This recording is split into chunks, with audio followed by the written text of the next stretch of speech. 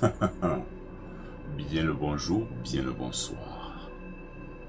Bon, si pour cette nouvelle vidéo, je vous parlais d'un film des années 70. Alors oui, mais ça remonte quand même. Tu n'as pas plus récent comme film? Ok, pas de problème, pas de souci. Si je vous dis justement que cette saga-là va donner le méchant le plus mystérieux des 50 dernières années, ça vous branche? Vas-y, tu m'intéresses. Explique-moi un peu de quoi tu vas parler. Ok, dans ces cas-là, on y va juste après le générique. C'est parti.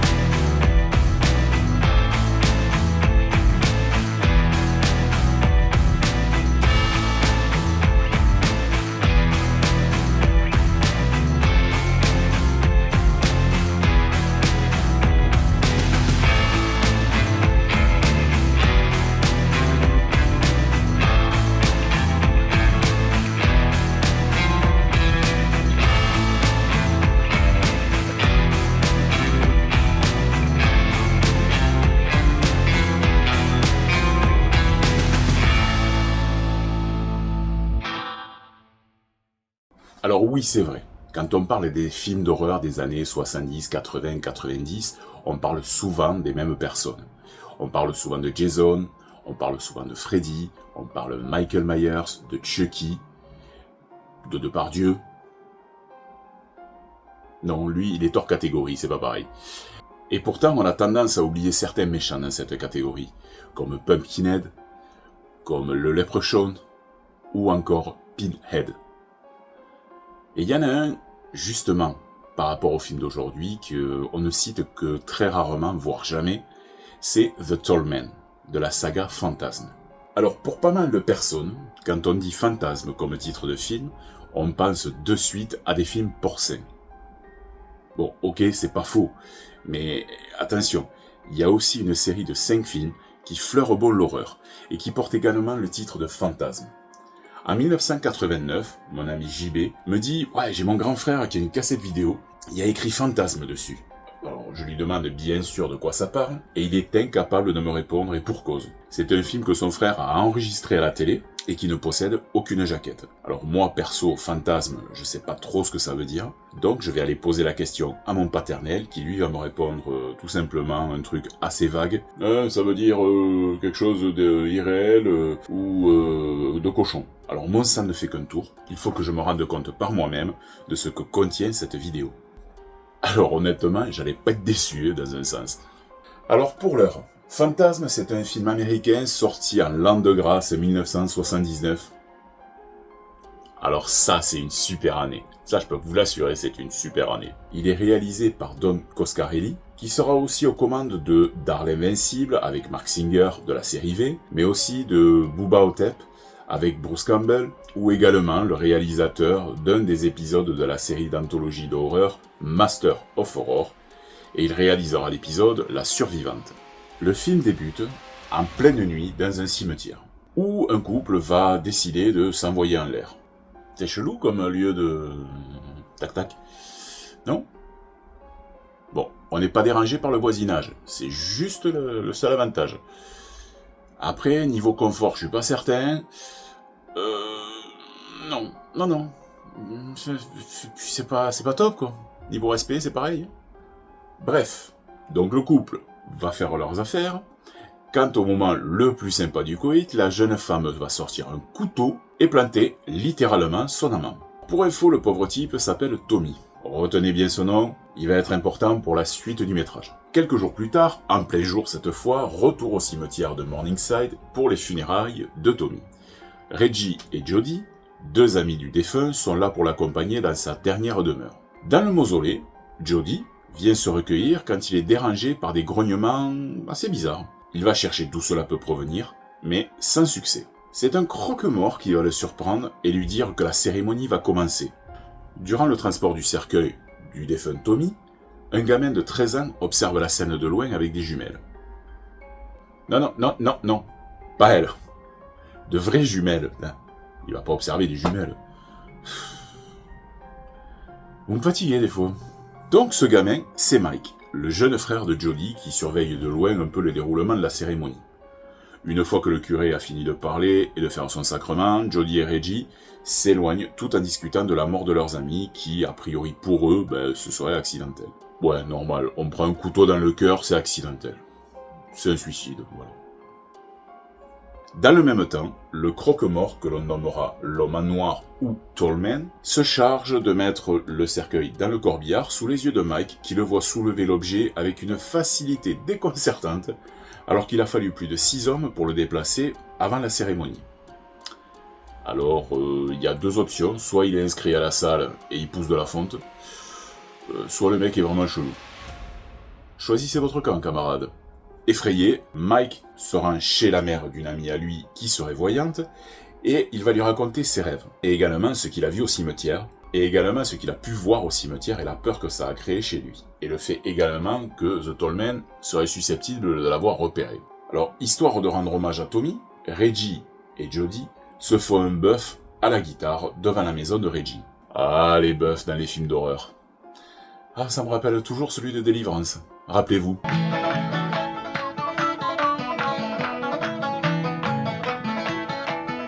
Ouais, c'était bon.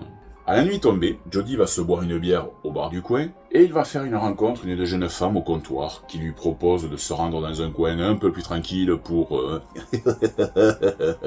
Bon, si vous l'avez remarqué, c'est exactement la même femme qui a planté le pauvre Tommy quelques jours avant. Donc ils vont se rendre au cimetière juste à côté. Non mais c'est quoi ce délire avec les cimetières ? Bon, je crois que la madame, elle est chaude comme une baraque à frites. Hein. Là, il n'y a pas photo, parce que vu comment elle se jette sur lui. Donc, sous les yeux de Mike, qui, lui, il n'en perd pas une miette, il est en pleine adolescence, donc il doit avoir les hormones en ébullition. Il y a quand même une question que je me pose. Un gamin de 13 ans qui est dans un cimetière à jouer les voyeurs, mais putain, qu'est-ce qu'il fout dehors ? Voilà. C'est la petite question du jour, quand même. Mike est surpris par une espèce de silhouette cagoulée, qui va hurler vers lui. Oh la vache, on dirait les Jawa dans Star Wars. Ah ouais. Ils se sont échappés. Ok. Le gamin part en courant, ce qui va déranger son frère en train de... Voilà. Jody poursuit son frère, évidemment, parce qu'il a été dérangé, et lorsqu'il l'attrape, Mike lui explique que c'est quelque chose qui ressemble à un gnome qui lui a fait peur. Mais bon, son frère, vu qu'il avait un peu le froc en bas et madame entre les cuisses, il veut rien savoir. Le lendemain, Mike se balade dans les rues de Morningside quand il aperçoit l'homme en noir. Vous allez tous me les faire ? Ça, c'est Thierry Ardisson. À un moment donné, vous allez pas... c'est l'homme en noir. The Tallman. Ouais. Et on enchaîne. Donc, il voit The Tallman de l'autre côté de la rue, qui le voit également. Le soir venu, Mike prend la décision de se rendre au mausolée pour avoir enfin le fin mot de l'histoire et le cœur net sur les agissements du croque-mort. Il se glisse discrètement dans une fenêtre qui est cassée au sous-sol et visite le lieu quand même légèrement mortuaire. Alors petit à petit, il s'aventure dans la première salle lorsque le gardien du cimetière se pointe. Là, il n'y a pas 50 solutions pour lui. Mike va se planquer dans un cercueil pour lui échapper. Une fois la situation revenue en sécurité, Mike continue son ascension dans les couloirs vides quand il va se retrouver poursuivi par une sphère métallique volante. Le gardien, lui, il se balade aussi dans les couloirs, et c'est lui qui va être surpris et se faire tuer par la fameuse boule volante, sous les yeux de l'adolescent. C'est là que l'homme en noir surgit pour parler à Mike. Bon, le gamin va prendre la fuite, il va repartir dans la pièce du sous-sol par laquelle il est arrivé, il va s'enfermer dedans, et armé d'un couteau, il va couper les quelques doigts du Tallman qui continue à bouger au sol. Ah ouais, c'est chelou ça. Je l'avais pas vu arriver.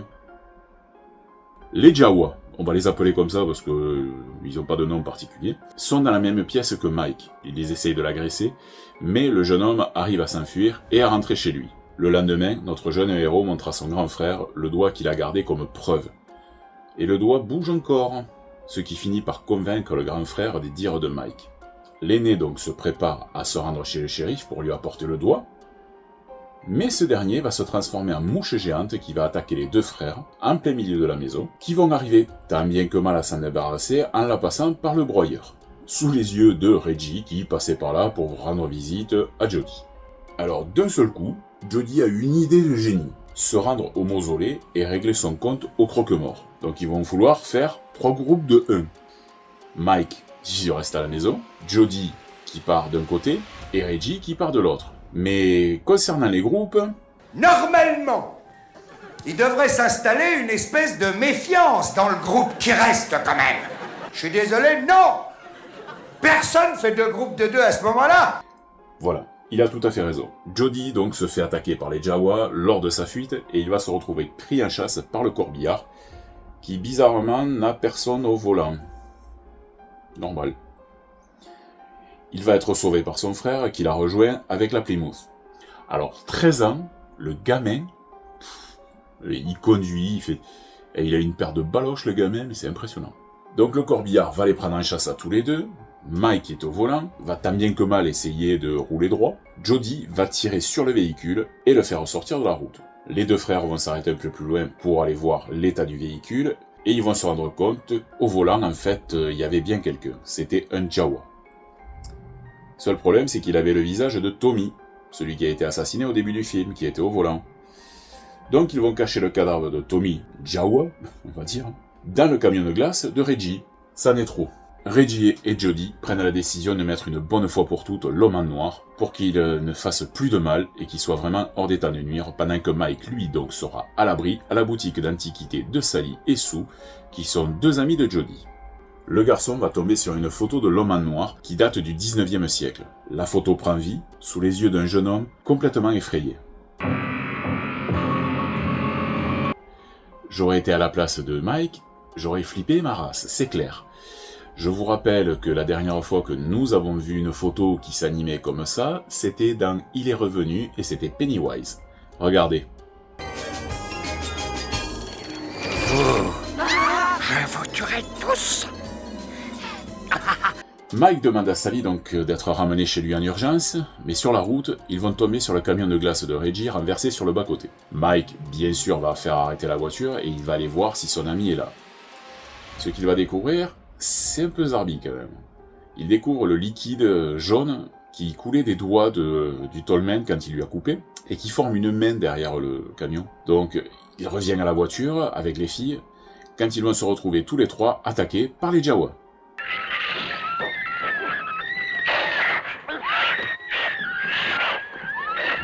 Putain la vache. Ils ont la taille d'un Ewoks et ils arrivent à secouer la voiture comme pas permis. Ok. Bon, Mike est éjecté de la coccinelle et il est laissé là, sur la route. Après avoir retrouvé ses esprits, Mike va rentrer chez lui où l'attend Jodie. Ce dernier enferme son petit frère dans sa chambre pour être certain qu'il soit en sécurité avant de partir vers le mausolée pour mettre une bonne dérouillée au croque-mort. Bon, évidemment, l'adolescent, qui malgré son jeune âge est pas aussi con qu'il en a l'air, parvient grâce à une cartouche de fusil, et à peine arrivé sur le parvis de la porte, devinez qui c'est qui l'attend? Oui, l'homme en noir, bien évidemment. Alors, il est là pour l'enlever, bien sûr, avec une grande douceur. Non, je déconne. Jodie, lui, de son côté, est arrivé au mausolée. Alors, Mike arrive encore une fois à lui échapper, avant que le véhicule ne s'encastre sur le poteau et explose, laissant le jeune garçon certain de la mort du chauffeur. Alerte. Alerte. Il rejoint le mausolée à son tour et se retrouve pris pour cible par la sphère volante. Alors il ne devra son salut que grâce à l'intervention de Jodie et de son fusil à pompe. Reggie les rejoint aussi, et ensemble, tous les 3, ils pénètrent dans une pièce immaculée de blanc où sont stockés des centaines de bidons noirs. En tournant la tête, Mike va s'apercevoir qu'il y a 2 poteaux plantés au sol, et en s'approchant un peu trop, il va être projeté dans une dimension parallèle où se trouvent justement les Jawa qui transportent les fameux bidons noirs. Son frère et Reggie arrivent tant bien que mal à ramener Mike dans leur propre dimension, mais une coupure de courant va séparer le trio. Mike de son côté va être attaqué par un Jawa, Jodie se retrouve à l'extérieur du mausolée. Quant à Reggie, lui il est toujours dans la salle blanche, on ne sait pas pourquoi, mais il va tenter d'utiliser les 2 poteaux, ce qui va créer un courant d'air extrême dont il va avoir du mal à se sortir. Une fois dehors, Reggie trouve le corps de la femme qui avait tué Tommy, elle gît au sol, mais d'un seul coup elle va se jeter sur lui et va le poignarder. Et le laisser pour mort, bien évidemment, sous les yeux de Mike et de son frère. Les deux frères parviennent à s'enfuir et le mausolée disparaît dans un magnifique rayonnement rouge. De retour au domicile, Mike est attaqué par l'homme en noir. Une fois de plus, le garçon fausse compagnie à son poursuivant, une fois de plus, et finit par être retrouvé par le croque-mort qui va tomber dans un piège que Jody avait mis au point.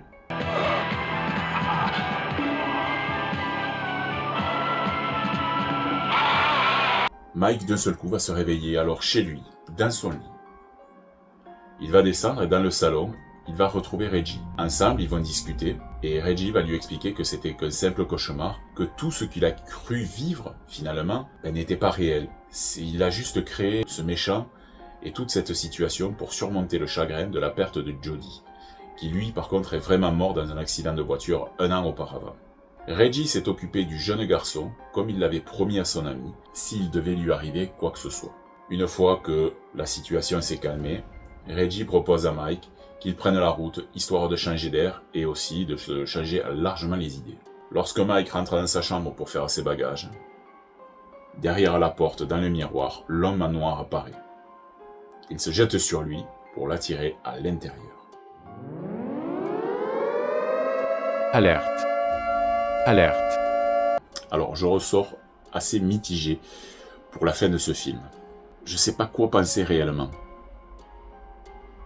Je vous rappelle que je suis encore qu'un gamin à ce moment-là et que je peux pas vraiment apprécier avec discernement toutes les petites subtilités du film. Par contre, ce que je sais, c'est que le vieux qui fait le croque-mort, il me file les chocottes, mais un truc de malade. Donc je continuerai à travers les années à suivre la saga, qui compte au final 5 films, et qui sont assez bons dans l'ensemble. Et franchement, je garde un vrai flip de cette nuit où j'ai vu le premier épisode. Merci encore à JB. Tu as tué pas mal de mes nuits qui suivront les semaines après. Moi qui pensais voir un genre de film qui était tout autre, je me suis fait eu. Et comme dit l'autre, si j'avais su, j'aurais pas venu.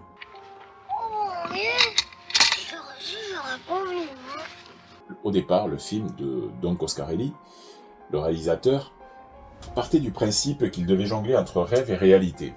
Aucune réelle explication sur son film, seule l'imagination, le symbolisme ou encore les métaphores donneraient aux spectateurs suffisamment de pistes pour qu'ils puissent se faire eux-mêmes leur propre explication à ce qui se passe réellement dans le film et à ses suites.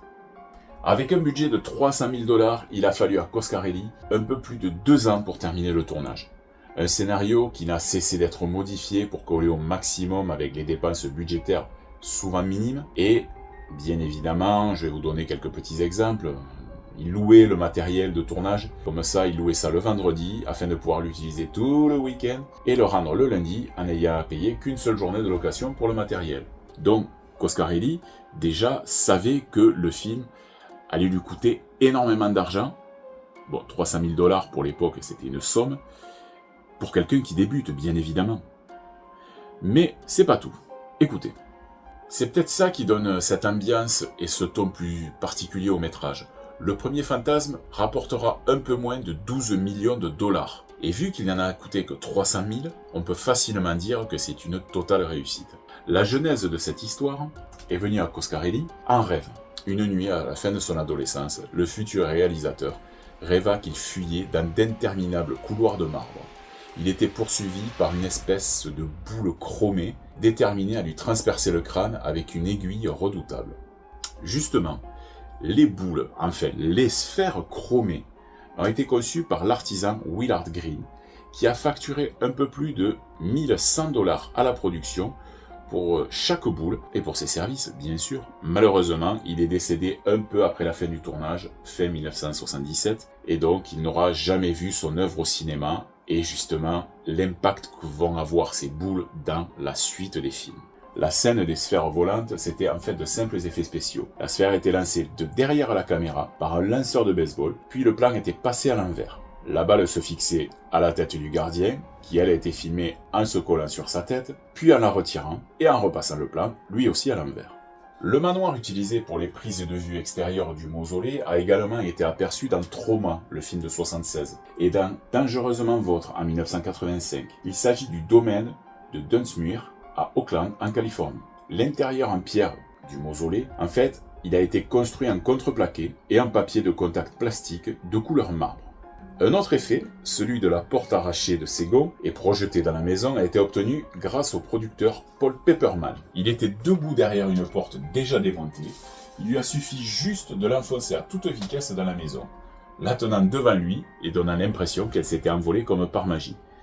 Et en observant attentivement la scène, on peut voir rebondir la porte au lieu de voler tout en douceur. Comme vous l'avez compris, ce métrage regorge de petites anecdotes, mais la vidéo serait bien trop longue si je devais toutes les citer. Vous en faites pas, je vais vous parler du 2, du 3, du 4 et du 5, et il y aura tout autant d'anecdotes, donc vous ne serez pas en reste. Et si on passait au casting maintenant? Allez, pour commencer, on va parler de Mike. Il est interprété par Michael Baldwin. On a pu le voir dans d'autres films comme Choose, The Vice Girl, Slender, et aussi Modern Love. Mais c'est sans aucun doute la saga des fantasmes qui lui offrira son meilleur rôle, celui de Mike. Pour le rôle de Reggie, c'est tout simplement Monsieur Reginald Bannister qui le joue.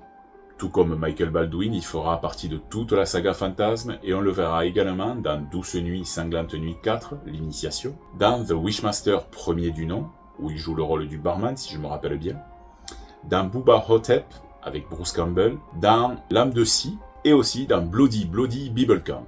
Alors là, ça sent honnêtement le nanar. Pour Jody, le frère de Mike, c'est Bill Thornbury qui l'incarne. Toujours présent plus ou moins dans la saga Fantasme, parce que lui, vous verrez au fur et à mesure qu'il y en a qui vont disparaître et qui apparaîtront juste comme ça. J'ai pu le voir dans le film assez barré de Jim Wynorski, The Lost Empire. Puis, j'ai pu le voir dans un film assez dérangeant, à savoir Sarah T, ou le portrait d'une adolescente alcoolique, aux côtés de Linda Blair, Mark Hamill et Larry Hagman. Enfin, pour terminer, je nommerai Monsieur Angus Scrimm. De son vrai nom, Lawrence Hourigai. Il incarne l'homme en noir durant toute la saga Fantasme sans exception. Il est d'une noirceur qui fait froid dans le dos. Il est apparu dans La créature de la nuit, dans Dream System, dans Satanic et également dans Subspecies 4. Alors du haut de son 1m93, ce qui est déjà pas mal, il est filmé en contre-plongée et avec un rictus à faire dresser les cheveux sur la tête. Oui, même à moi. Il est indissociable de Fantasme et du Tallman. Il est décédé le 9 janvier 2016 des suites d'une très longue maladie. Alors concernant la musique Fantasme, ce sont Fred Mioro et Malcolm Seagrave qui ont composé la plupart des titres. La musique a été créée à l'aide d'une ménagerie d'instruments de percussion exotiques, y compris des gongs, des carillons, des bâtons de racleur sur des cymbales. Et pour le thème de Fantasme qui reste assez hypnotique, il a été interprété par les deux hommes, bien évidemment, avec en plus Paul Ratajczak. Voilà. Je pense que j'ai fait quand même le tour de la question concernant ce premier film de la saga Fantasme. Bien sûr, comme je vous disais, je vais parler des 4 autres films qui sont sortis en Blu-ray et en coffret Blu-ray il n'y a pas si longtemps que ça, et il y a une tonne de bonus sur chaque Blu-ray. Je vous donne rendez-vous sur les réseaux sociaux, que ce soit sur Facebook, sur Insta, sur X, également sur Discord. On se retrouve aussi sur Twitch régulièrement pour faire du jeu vidéo et pour avoir tout un tas de discussions. Je vous donne également rendez-vous, là je vais essayer de mettre le lien par ici, sur l'autre chaîne que je possède, qui est la chaîne musicale de Sirofan. Donc là c'est pareil, je suis auteur-compositeur, donc n'hésitez pas à aller donner votre avis, à mettre des likes ou si vous n'aimez pas, laissez des commentaires, dites-moi ce que vous en pensez. Merci beaucoup. Donc je vous donne rendez-vous dans 15 jours pour la suite de cette saison 3. On va être après Halloween certainement, mais vous aurez quand même une vidéo sur un film bien spécifique. N'oubliez pas, bien sûr, les souvenirs sont dans la tête et dans le cœur, ils ne demandent qu'à remonter, et moi, bien sûr, je ne demande qu'à vous effrayer.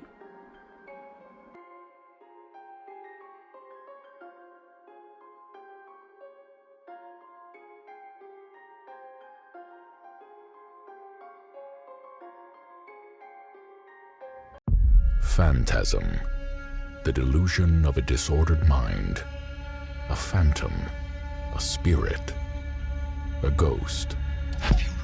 For nearly 4 decades it has been contained, But evil always has a way of breaking free.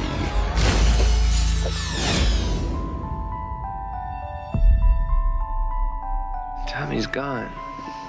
It's hard to believe. It was a good idea not to let your little brother come to the funeral. Hey, I don't like this place. Something weird is going on up there. The funeral is about to begin, sir.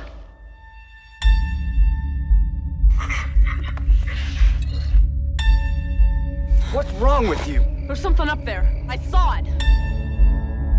You got some kind of an overactive imagination or something? I know you're not gonna believe this, but these things were here. Oh, give me a break.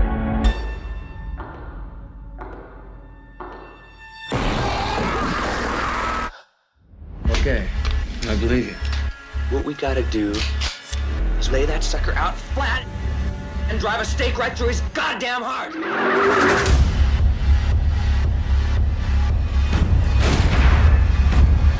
You're gonna run that tall bastard straight down to hell. You play a good game, boy. But the game is finished. Now you die. Phantasm. Don't fear.